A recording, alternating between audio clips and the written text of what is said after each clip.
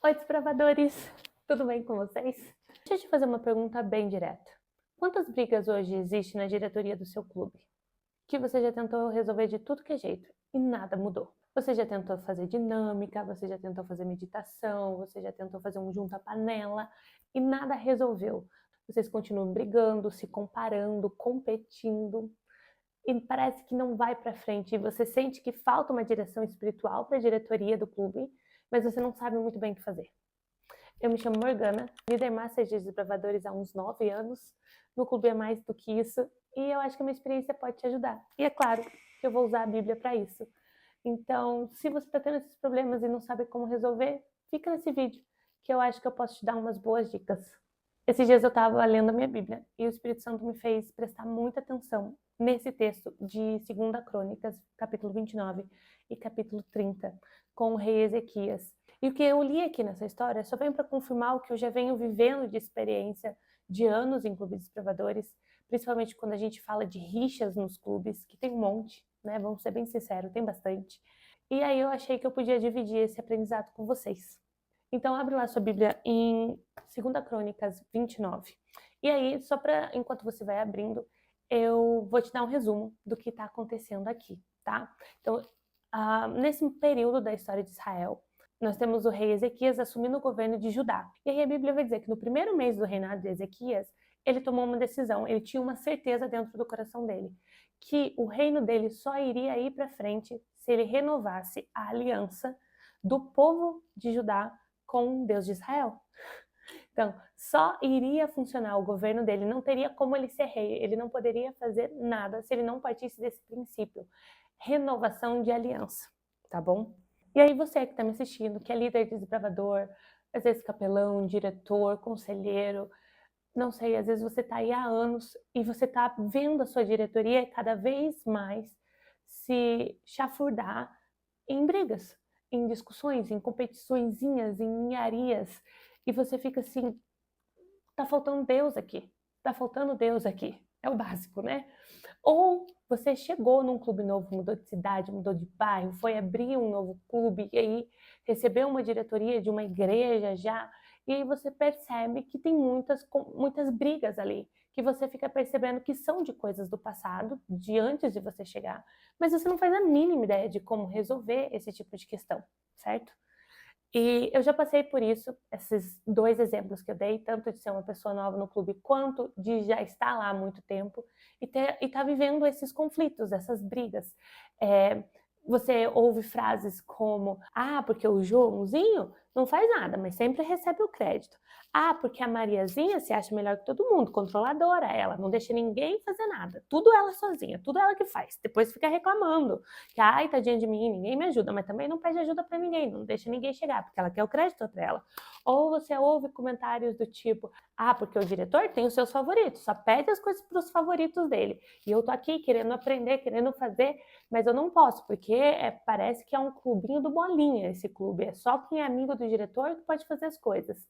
E aí eles reclamam, reclamam, reclamam, e na hora do vamos ver, na hora de fazer as coisas, nenhum deles fazem.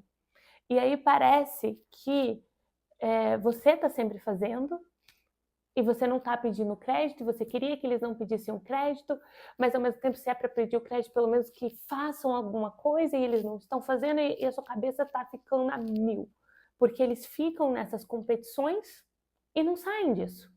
Né? Nessas comparações, eles querem muito receber crédito, eles querem ser amados, eles querem ter bottom, eles querem ter lenço de líder, eles querem, mas fazer que é bom não fazem, né? Aí eles querem ser validados, reconhecidos, apreciados, mas na hora de orar pelo desbravador eles não oram, na hora de buscar o desbravador na casa deles não vão, e aí você fica assim, mas não entenderam o básico, que eles estão aqui para servir os desbravadores. Será que eu estou falando de uma experiência que não é só minha? E aí você percebeu que está faltando Deus, né? Que você tem uma doença, problema da competição, da comparação, das brigas, e você sabe qual é o remédio, mais Deus. Mas aí a sua diretoria não vai para a igreja. Eles não vão para a igreja porque só tem velho na igreja. Porque o culto é muito cedo. Porque eu estou muito cansado no sábado e já tenho que acordar cedo no domingo. N desculpas, N motivos. Aí você tem o problema, você tem a solução, mas eles não estão indo para essa solução. Então, o que fazer? Como resolver? Porque, querendo ou não, a realidade que a gente tem no Clube de Desbravadores é que as meditações que são feitas lá e os estudos bíblicos que nós passamos no domingo são para as crianças de 10 a 15 anos, não é para a diretoria, né? São estudos bíblicos para a maturidade de uma criança de 10 anos, para uma maturidade de um adolescente de 12, 13 anos.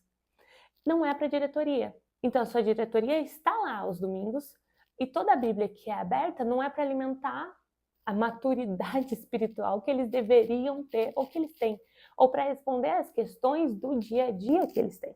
E aí que nós chegamos na história de hoje de Ezequias. E aí no verso 5 do capítulo 29 de 2 Crônicas, o rei Ezequias vai dizer: escutem, levitas, santifiquem agora a si mesmos e santifiquem a casa do Senhor. E no verso 10 ele vai dizer: agora estou resolvido a fazer uma aliança com o Senhor Deus de Israel, para que o furor da sua ira se afaste de nós. Meus filhos, não sejam negligentes, pois o Senhor os escolheu para estarem diante dele, para o servirem, para serem os seus ministros e queimarem incenso. Então percebe, acho que o primeiro passo aqui é entender que precisa de uma pessoa para começar essa mudança, tá? Precisou de uma pessoa no reino de Israel para olhar e falar: o que está sendo feito no serviço a Deus dentro do santuário é um serviço negligente. No seu clube precisa de uma pessoa para olhar e falar: o jeito que estamos servindo nesse clube de desbravadores aqui é de uma forma totalmente negligente. Nós não estamos fazendo um bom serviço, nós não estamos sendo bons mordomos do que Deus deu para gente. Nós não estamos sendo os bons líderes desses desbravadores. Nós não estamos fazendo o mínimo do que nós deveríamos estar fazendo. Precisa de alguém para perceber isso. Porque da mesma forma que a casa, o santuário de Deus estava funcionando aqui, o seu clube está funcionando. Sabe, e às vezes as pessoas acham que Campuri é sinônimo de fruto. Campuri é sinônimo de alinhamento com a palavra de Deus, de estar fazendo o que é correto. E não é. Se o seu clube está ou não está indo para Barretos, está ou não está indo para um Campuri, não significa que a liderança está alinhada com a palavra de Deus. Não significa que vocês estão salvando do pecado e guiando no serviço. Não significa. Eu vi uma frase esses dias que diz assim: Deus é o único que te demite e te permite continuar trabalhando. Só porque a sua diretoria continua servindo no clube, aparecendo aos trancos e barranco, empurrando as coisas com a barriga, não significa que Deus aprova o que eles estão fazendo. Porque o Espírito já foi retirado, igual foi retirado de Saul, mas ele continua sendo rei.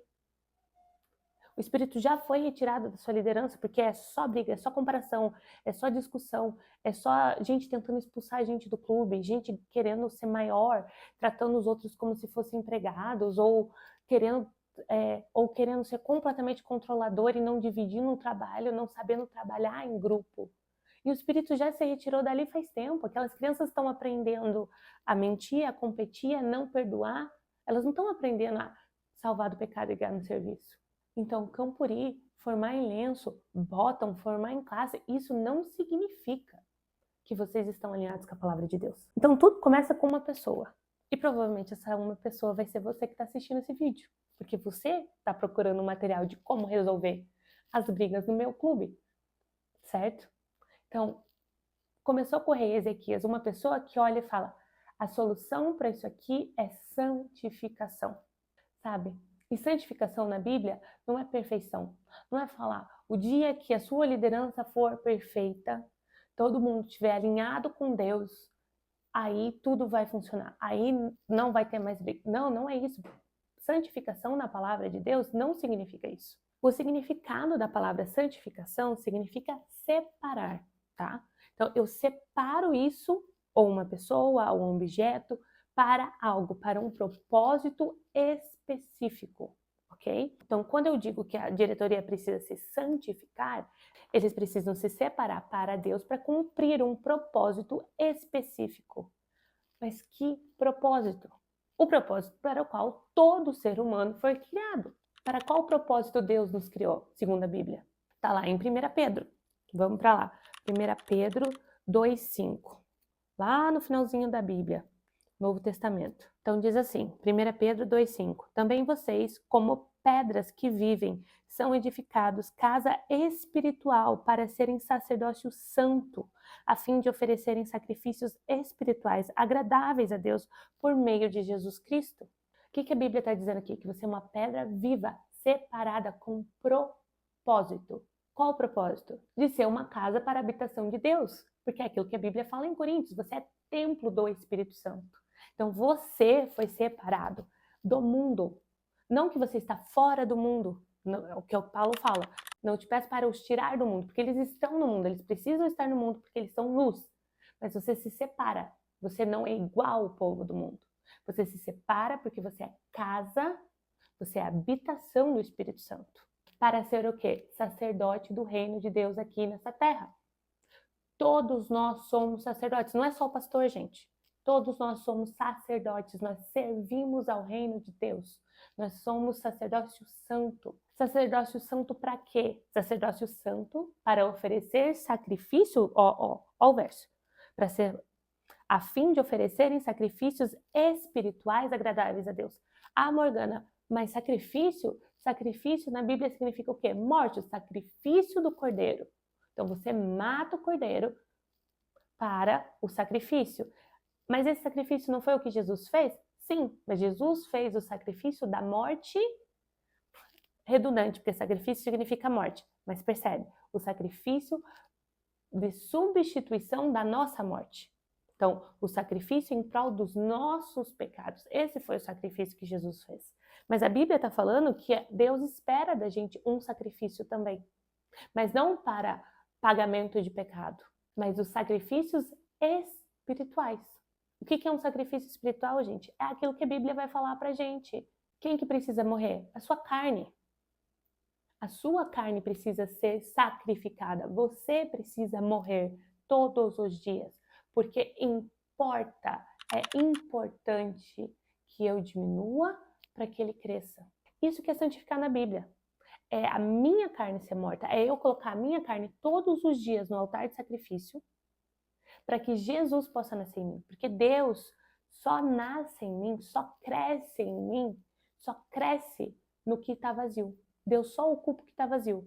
Se eu estou cheia de mim, Deus não tem espaço. Então eu preciso primeiro esvaziar. Eu preciso primeiro me santificar para que Ele possa crescer dentro de mim, para que Ele tenha espaço para crescer dentro de mim. Então isso que é santificar, é se separar para que você possa ser aquilo que Deus te criou para ser, que é a imagem e semelhança de Deus. E é aquilo que vai dizer lá em 1 Pedro, agora no capítulo 1, do 15 ao 16, que diz assim: pelo contrário, assim como é santo aquele que o chamou, sejam santos vocês também em tudo o que fizerem, porque está escrito: sejam santos, porque eu sou santo. O padrão aqui de santidade, de separação, de representação, de identidade é Jesus. Então a primeira coisa que você tem que entender é que se você quer ser efetivo na transformação do seu clube, nas picuinhas que tem aí dentro, nas brigazinhas, nas competições, nas discussões, a primeira coisa que você tem que se perguntar: você é santo como Jesus é santo? Você é a imagem e semelhança de Jesus? Eu não estou perguntando aqui se você sabe pregar o sábado, se você sabe citar versos bíblicos de decor, se você consegue fazer uma pregação. Eu estou perguntando se quem convive com você consegue ver que você tem o Espírito Santo de Deus. Você tem os frutos do Espírito. Porque assim, se você é parte das brigas, se você é parte da picuinha, se você também quer ser valorizado, afirmado, presenteado, reconhecido, amor, você é parte do problema, sabe? Porque aquilo que a sua mão direita faz, a sua mão esquerda não saiba. Isso é Bíblia. Se é para você servir os seus irmãos sem esperar nada em troca. Se você está esperando, se você está irritado porque você não está recebendo esse reconhecimento, e eu já estive lá, eu estou falando com todo amor e carinho, eu já estive lá. E esse é um momento que você precisa sentar com o Espírito Santo de Deus, com o Senhor Jesus, que é o médico dos médicos, orar e jejuar sobre isso e deixar o Espírito Santo te revelar. Por que você precisa tanto da afirmação do outro? Por que você não consegue servir sem esperar ser reconhecido? Sem esperar receber palminhas, parabéns? Por que a sua recompensa não é saber que você está fazendo 1% do que Jesus pediu para você fazer? Percebe? Eu acho que você já está mais próximo da mudança do que os seus companheiros de liderança. Porque você pelo menos reconheceu que tem um problema. Você reconheceu que tem uma falta. Você tem uma falta. Uma falta de paternidade, uma falta de aprovação, uma falta de achar que você tem valor. Às vezes você acha que se você não estiver fazendo, Deus não vai te amar. Isso precisa ser resolvido. E eu queria te dizer que isso vai ser resolvido num banco de terapia, mas como uma pessoa que está fazendo terapia há 6 anos, assim, muita coisa se resolve lá. Mas a maior parte delas quem cura é Deus. Num bom jejum e oração. Porque a terapia te ajuda a entender, saber de onde venho, sabe? Falar, lá na minha infância, papai, mamãe, periquito, papagaio, assim, assado, sociedade, racismo, blá, blá, blá. Mas a cura, a mudança, quem traz é Jesus Cristo. É um relacionamento íntimo com Ele. Então, essa vai ser uma série de vídeos que eu vou fazer.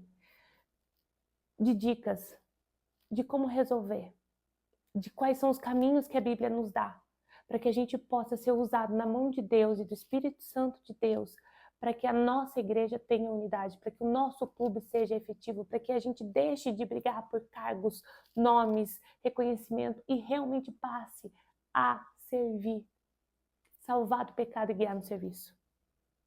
No próximo vídeo a gente vai continuar falando disso, mas nesse aqui, nessa semana, eu quero que você ore sobre isso. Eu quero que você peça para o Espírito de Deus esquadrinhar o seu coração, como Davi vai dizer. Esquadrinhe o meu coração e vê se há em mim algum caminho mau.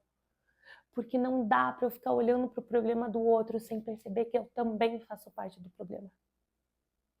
E depois de você orar, Deus, veja se tem em mim algum caminho mau, me mostra e me dá coragem para olhar de frente, reconhecer e deixar o Senhor tratar. Porque o nosso Deus é um Deus que cura todas as doenças, até as emocionais. Mas é aquilo que Jesus fala para a maioria das pessoas que Ele vai curar. Você quer ser curado? Você quer ver a transformação no seu clube? Você entende que vai ter que partir de você? Você vai ter que reconhecer que tem um problema em você também, que precisa ser curado por Ele? Me deixa orar por você? Coloca suas mãos abertas no seu colo, em sinal de receber. E recebe de Deus essa oração. Recebe de Deus o que for que vier, que o Espírito Santo falar para você. Pai querido, Deus amado, muito obrigada, Senhor, porque mesmo com os nossos problemas, mesmo com os nossos pecados, mesmo com as nossas faltas, Senhor, o Senhor nos escolheu para ser líder nesse ministério, Senhor. O Senhor nos escolheu, Deus eterno, o Senhor nos escolheu para sermos líderes e para guiarmos essas crianças para que elas possam aprender que existe vida eterna com Cristo Jesus. Para que elas possam, Senhor, escolher servir o Deus de Israel desde a juventude delas. Para que elas não precisem se perder como filho pródigo, mas que elas permaneçam na casa do Pai e que elas sejam, e para que elas sejam, Senhor, discípulos seus, pregando a palavra, para que o Senhor venha, Pai, para que o Senhor venha.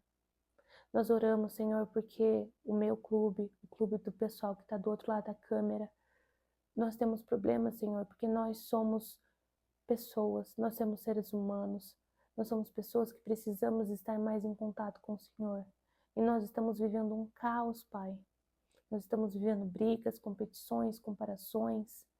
E nós oramos, Senhor, Espírito Santo de Deus, nós oramos pela sua direção. Esquadrinha o nosso coração, Senhor, o meu e das pessoas que estão do outro lado da tela. Esquadrinha, Senhor, o nosso coração e vê se há em nós um caminho mau. E nos revela, Pai, e nos dê coragem para deixar o Senhor curar. Cura as nossas faltas, Senhor. Cura, Senhor, as nossas necessidades de aprovação. Cura, Senhor, a nossa necessidade de ser validado, pelo outro. E nos ajuda, Senhor, a sermos instrumentos na sua mão para correção desse clube, para alinhamento dessa diretoria com a sua palavra, para que a gente seja o que o rei Ezequias foi para o povo de Israel durante o reino dele, um start, Senhor, um início para algo novo, para o renovo, para a restauração, para que o nosso clube possa ser, Senhor, um clube grande no reino dos céus. No nome e por amor do Senhor Jesus, crendo que essa é a sua vontade, eu oro. Amém. Amém. Espero que isso tenha acalentado seu coração, tenha te dado esperança. E volta aqui para o próximo vídeo, onde eu vou te dar mais dicas do que fazer a partir de agora. Como conseguir essa ajuda que você tanto precisa. Com muito amor e carinho, até o próximo vídeo. Tchau!